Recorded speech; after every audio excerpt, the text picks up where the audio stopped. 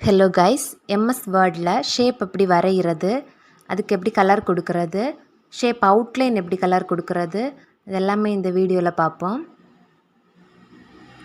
First insert table போயிட்டு ஷேப்ஸ்ன்னு இருக்கும், அதை கிளிக் பண்ணணும். அதுலேருந்து ஒரு ஷேப்பை செலக்ட் பண்ணி நம்ம ட்ரா பண்ணணும். நிறைய ஷேப்ஸ் இருக்கும், நமக்கு என்ன ஷேப் வேணுமோ அதுலேருந்து நம்ம எடுத்துக்கிடலாம்.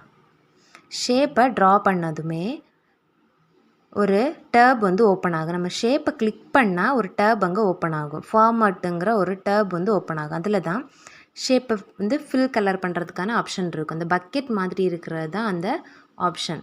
அதில் போயிட்டு நம்ம என்ன கலர் ஷேப்புக்கு சூஸ் பண்ணணுமோ அதை சூஸ் பண்ணி கொடுத்துக்கலாம். அதுலேயே நிறைய கலர்ஸ் இருக்கும். கலர் எது வேணும்னாலும் நம்ம சூஸ் பண்ணிக்கிடலாம். அதுக்கு கீழே அந்த பென்சில் மாதிரி இருக்கிறதான் ஷேப்புக்கு அவுட்லைன் கலர் கொடுக்கறதுக்கான ஆப்ஷன்.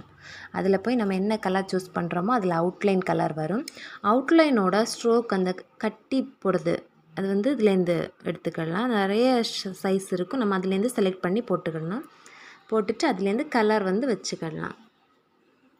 இனி இந்த ஷேப்பை சேஞ்ச் பண்ணணும், வேறு ஒரு ஷேப்பாக வரணுன்னா இதே ஷேப் இதே கலரோட வேறு ஷேப்பில் வரும்.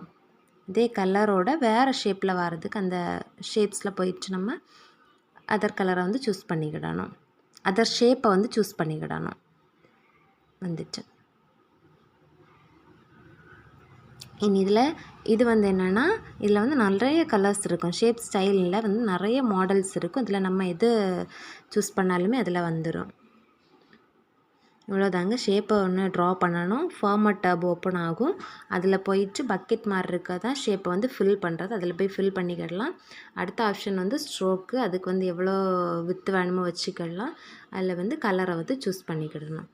இது மாதிரி நிறைய டிப்ஸ்க்காக என்னோடய சேனலை ஃபாலோ பண்ணுங்கள்.